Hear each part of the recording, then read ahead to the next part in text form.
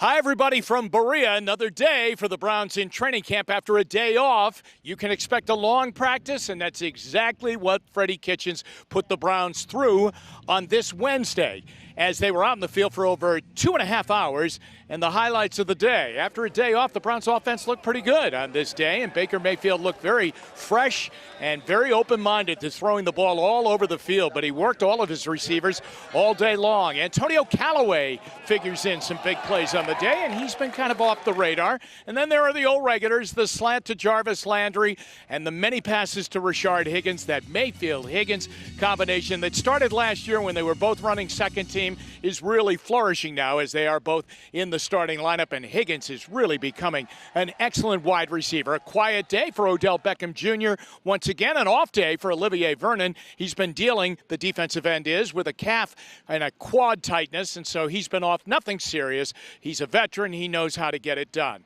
But there is a problem, and it is day to day, and it is starting to accelerate. The Browns' kicking job right now is a mess. Neither guy, Greg Joseph, or the fifth-round draft choice out of the University of Oklahoma, Austin Seibert, are doing anything to take the job from each other. In fact, they're missing a lot, and Seibert is missing way too much. You wonder if there's a lot of pressure on him coming in knowing that he was a kicker and drafted.